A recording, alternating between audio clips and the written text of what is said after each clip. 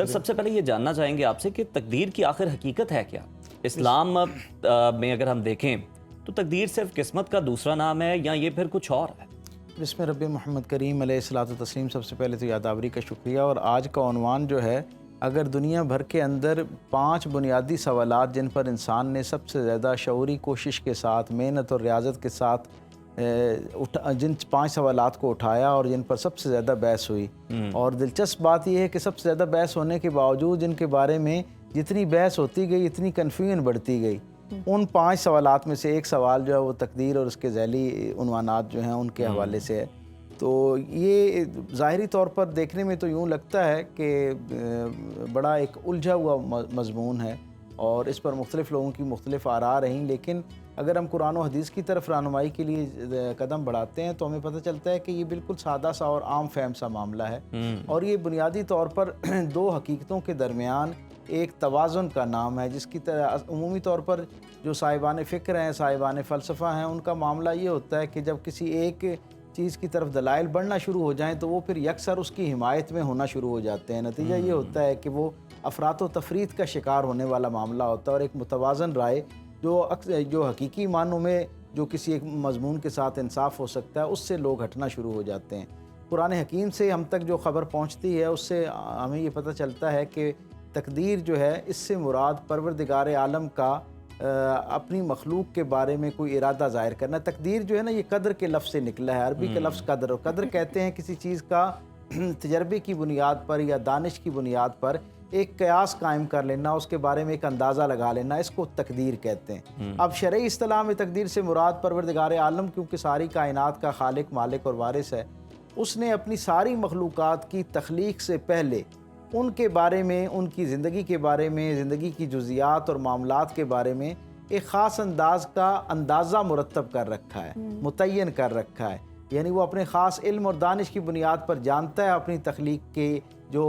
نقائص ہیں ان سے بھی وہ آگاہ ہے، جو ان کی صفات ہیں ان سے بھی آگاہ ہے، جو ان کے معروضی حالات ہیں، اور ٹوٹیلٹی میں جو ایک پوری کائنات کی بڑی کہانی چل رہی ہے اس میں اس کے کردار سے بھی پروردگار عالم واقف ہے، کیونکہ اس نے ہی وہ کردار متعین کر رکھا ہے. سو اسے علم ہے کہ میرا جو بندہ ہے اس نے آگے چل کر اس سے کیا کیا ہونا جو ہے وہ متوقع ہے. تو وہ جو کچھ ہونا متوقع ہے اسے قدر کہتے ہیں، اندازہ کہتے ہیں، جسے تقدیر کہتے ہیں. اور تقدیر کا معاملہ یہ ہے کہ تقدیر کی جب تفصیل میں ہم جاتے ہیں تو ہمیں سرکار دو عالم صلی اللہ علیہ وسلم کے فرامین سے یہ بات پتہ چلتی ہے کہ تقدیر کی 2 اقسام اگر ہم سمجھنے کے لیے کریں تو شاید اس عقدے کو حل کیا جا سکتا ہے. یعنی پہلی تقدیر جو ہے وہ ہے تقدیر مبرم جسے ہم کہتے ہیں، یا مبرم جسے ہم کہتے ہیں. اس کا مطلب یہ ہوتا ہے کہ ایک ایسی تقدیر ہے جو پروردگار عالم نے حتمی انداز میں طے کر دی ہے اور اس کے اندر کوئی تبدیلی واقع ہونا جو ہے وہ ممکن نہیں ہے. یہی وہ تقدیر ہے جس کے بارے میں سرکار دو عالم صلی اللہ علیہ وسلم سے جب پوچھا گیا کہ یہ تبدیل ہوتی ہے یا نہیں ہوتی تو حضور نے فرمایا کہ پروردگار عالم نے اپنے ہاں جو مصحف ہے یعنی لوح جو ہے اسے اپنی قلم کے ساتھ ساری مخلوق کا احوال لکھ دیا ہے. اور پھر حضور نے یہ فرمایا کہ وہ جو احوال لکھنے والا قلم تھا وہ قلم بھی اٹھا لیے گئے جن سے وہ احوال لکھا گیا، اور وہ جو سیاہی جس سے لکھی گئی تھی وہ سیاہی جو ہے وہ بھی خشک ہو گئی. یعنی اس کا مطلب یہ ہے کہ اب اس کے اندر وہ جو خاص ایک درجے کی تقدیر ہے یا تقدیر کی خاص قسم جو ہے اسے تبدیل نہیں کیا جا سکتا، یا اس کے اندر مزید ترمیم یا تخفیف، یعنی نہ اسے بڑھایا جا سکتا ہے نہ اسے کم کیا جا سکتا ہے. لیکن جہاں صحیح سند کے ساتھ صحیح حدیث سے ہمیں تقدیر کے اس حصے کا احوال ہم تک پہنچتا ہے، وہیں پر سرکار دو عالم صلی اللہ علیہ وسلم نے فرمایا کہ تقدیر کا جو دوسرا حصہ ہے اسے تقدیر معلق کہتے ہیں. تقدیر معلق سے مراد وہ تقدیر ہے جس کا اندازہ تو مقرر کر دیا گیا ہے لیکن اسے چند شرائط کے ساتھ تبدیل کرنے کا بھی ایک اللہ رب العزت نے امکان اس کے اندر خود ہی تخلیق فرما دی ہے. اور وہ کیا ہے؟ جی ہاں، یہ بڑا دلچسپ معاملہ ہے. یعنی سرکار دو عالم صلی اللہ علیہ وسلم یہ فرماتے ہیں کہ بہت ساری تقدیر کا معاملہ ایسا ہے جو جیسے قرآن حکیم میں خود اللہ تعالیٰ کہتا ہے کہ وہ جسے چاہتا ہے جتنا چاہتا ہے اتنا اس کو ثبت رکھتا ہے یعنی قائم رکھتا ہے، اور جتنا چاہتا ہے اس کو مٹا دیتا ہے. اب اس کا مطلب جب حضور سے آیت کی تشریح پوچھی گئی تو سرکار دو عالم صلی اللہ علیہ وسلم نے فرمایا کہ جیسے بہت سارے لوگوں کی زندگی کے اندر معصیت لکھ دی گئی ہوتی ہے لیکن ان کا کوئی عمل خیر یا ان کی دعا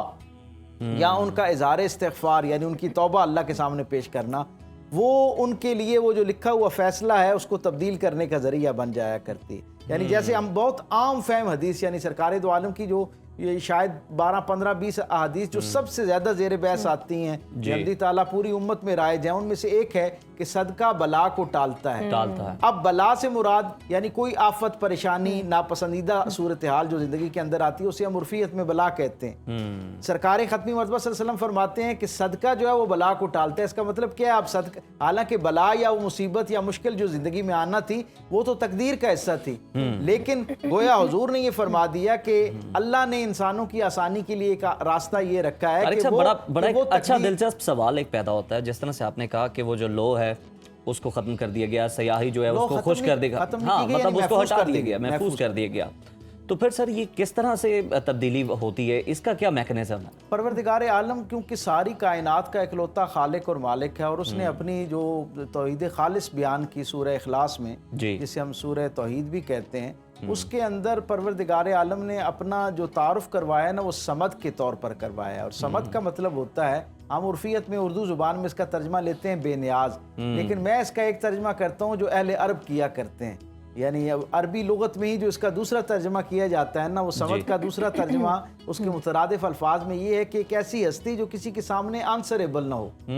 تو پروردگار عالم کسی کے سامنے جواب دہ نہیں ہے اپنی مخلوق میں سے, بلکہ ساری کائنات میں کسی کے سامنے بھی کہ وہ یہ بتائے کہ اس نے یہ جو ایک اپنا اصول متعین کیا تھا اس کو کیوں, اس میں ترمیم کیوں فرمائی ہے. سو پروردگار عالم یعنی یہ راز ہی یہ کائنات میں راز ہے, اور اسی لیے سرکار دو عالم صلی اللہ علیہ وسلم نے خود منع فرمایا کہ اس کی بہت زیادہ تفصیل کے اندر جو ہے زیادہ غور و فکر میں نہ جایا جائے, کیونکہ جتنا بندہ زیادہ غور و فکر میں جاتا ہے اس کی جو بنیادی ایمانی تقاضے ہیں وہ افیکٹ ہونا شروع ہو جاتے ہیں. کیونکہ سرکار دو عالم صلی اللہ علیہ وسلم سے جب حضرت جبرائیل علیہ السلام نے آ کے پوچھا کہ آپ کے نزدیک ایمان کیا ہے, تو رسول اللہ صلی اللہ علیہ وسلم نے جو بنیادی تعریف کی اس میں اللہ پر ایمان لانا تھا, سرکار دو عالم پر ایمان لانا تھا, کتابوں اور رسولوں پر ایمان لانا تھا, آخرت پر ایمان لانا تھا, اور اچھی بری تقدیر پر ایمان لانا تھا. ہم دیکھیں نا جو ایمان پڑھتے ہیں اس میں بھی وقدر خیری و شرری دونوں کا اعلان کرتے ہیں. سر آپ نے اچھی اور بری تقدیر کی بات کی ہے. اکثر لوگ نا شکایت کرتے ہیں اور کہتے ہیں کہ ہماری نا تقدیر بہت بری ہے, ہم کچھ بھی کرتے ہیں ہم ناکام ہو جاتے ہیں. تو اس کی کیا وجہ ہے؟ اپنے اعمال بہتر کریں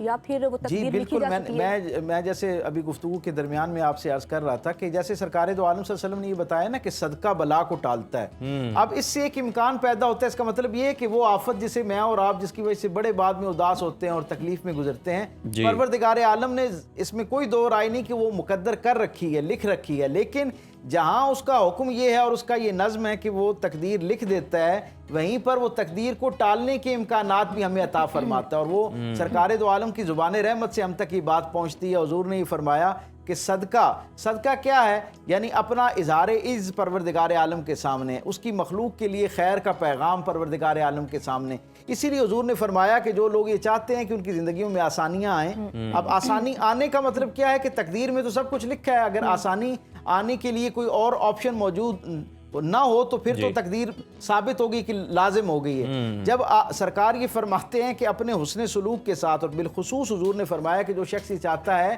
کہ صحت کے ساتھ عافیت والی لمبی زندگی جسے درکار ہو, اب عمر تو متعین کر دی گئی ہے, لیکن عافیت والی لمبی زندگی کے لیے, بابرکت زندگی کے لیے اگر کوئی شخص رجوع کرنا چاہتا ہے تو اسے کیا کرنا ہے؟ اپنے والدین کے ساتھ اور جو حرمت اور قربت کے رشتے ہیں ان کے ساتھ حسن سلوک کرنا ہے. حضور نے فرمایا اس سے اللہ عمر میں اور رزق میں برکت عطا کر دیتا ہے. رزق بھی طے ہے, عمر بھی طے ہے, لیکن حضور نے کیا فرمایا کہ یہ دو اعمال ہیں کہ انہیں اگر کوئی شخص اختیار کرے تو وہ اس سے اپنی زندگی کی بالکل طارق صاحب آپ صحیح کہہ رہے ہیں کہ آسانی کے تو ہر کوئی متلاشی ہوتا ہے اپنی زندگی میں, وہ چاہے کسی بھی صورت میں ہو. تو سر ایک سوال بڑا کیا جاتا ہے کہ اگر سب کچھ تقدیر میں ہی پہلے سے لکھ دیا گیا ہے تو پھر جو دعا ہم کر رہے ہیں اور جو ہم کوشش کر رہے ہوتے ہیں اپنے طور پہ, اس کا کیا مقام ہے رب کریم کے نزدیک؟ یہ بہت اچھا سوال ہے. جناب علی کرم اللہ کریم کے پاس ایک شخص آیا اور اس نے کہا کہ میں بہت برسوں سے تقدیر کا جو مسئلہ ہے اس پر غور و فکر کر رہا ہوں, مجھے اس کی سمجھ نہیں آتی. کبھی مجھے یوں لگتا ہے تقدیر کے ذیل میں جب میں جاننا شروع کرتا ہوں کتب سیرت سے اور احادیث سے جو کچھ مجھ تک پہنچا ہے میں یہ سمجھتا ہوں, کبھی مجھے یوں لگتا ہے کہ جیسے سب کچھ پہلے سے لکھا ہے اور مجھے کچھ کرنے, میں تو بے بس ہوں, مجھے کچھ جو ہے نا میرے اختیار میں کچھ نہیں ہے تو میں نے کیا کرنا ہے. دوسری طرف مجھے یوں لگتا ہے کہ جیسے سارا کچھ میرے اختیار میں ہے, دنیا دارالعمل ہے, یہاں پر کرنے کا جو کچھ میں کر کے جاؤں گا اسی پر ہی میری آخرت کا جو ہے وہ انحصار ہے. ایون بہت سارا تو جو ہم یہاں کر رہے ہوتے ہیں اسی پر ہی ہماری اس دنیا کا بھی انحصار ہوتا ہے, اور آخرت کا بھی انحصار ہے. تو میں ان دو جو انتہاؤں ہیں ان کے درمیان کہیں بار بار جو ہے نا وہ ہوتا رہتا ہوں, ڈسٹرب ہوتا رہتا ہوں. تو جناب علی کرم اللہ کریم نے فرمایا کہ یہ تو بہت آسان مسئلہ ہے. اس نے کہا جی وہ کیا؟ آپ نے فرمایا کہ بیٹھا ہوا تھا شخص, تو آپ نے کہا کھڑے ہو جاؤ, وہ کھڑا ہو گیا. آپ نے کہا एक कदम उठाओ, एक पाँव उठाओ। उसने एक पाँव उठा लिया, कहा आप दूसरा पाँव उठाओ। उसने कहा जी दूसरा पाँव तो नहीं उठा सकता। एक वक्त में एक पाँव उठा सकता है ना बंदा, हवा में अगर खड़ा है, सीधा खड़ा है, तो एक वक्त में एक पाँव उठा सकता है। एक तो आसानी से उठा लिया, दूसरा नहीं उठाया। आपने फरमाया बस इतना ही इंसान जो है वो बाइख्तियार है और इतना ही मजबूर है, यानी एक पाँव जो है वो इख्तियार। और फिर आपने कमाल बात फरमाई, आपने कहा कि जब कोई शख्स अपने इख्तियार को इस्तेमाल करते हुए एक कदम मुस्बत रास्ते पे डालता है ना, तो दूसरा कदम अल्लाह के इज़्न से खुद ब खुद उसके साथ आ जाया करता है। वाह। यानी इसका क्या मतलब है कि तकदीर जो है वो अल्लाह का अंदाज़ा है, अल्लाह की तरफ से मुतय्यन किया हुआ एक पैमाना है। लेकिन वही परवरदिगार आलम बंदों की आसानी के लिए फरमाता है कि जब कोई खैर की तरफ सफ़र इख्तियार करता है तो खुद ब खुद परवरदिगार आलम उसके लिए तकदीर के वो जो फैसले हैं उनमें तब्दीली भी अक्सर औकात फरमा देते हैं, और उसके लिए खैर का जरिया भी शामिल सिर्फ नियत और कोशिश कर सकता है, कामयाबी अल्लाह ताला देते हैं। डॉक्टर साहब बहुत शुक्रिया प्रोग्राम में शिरकत करने के लिए।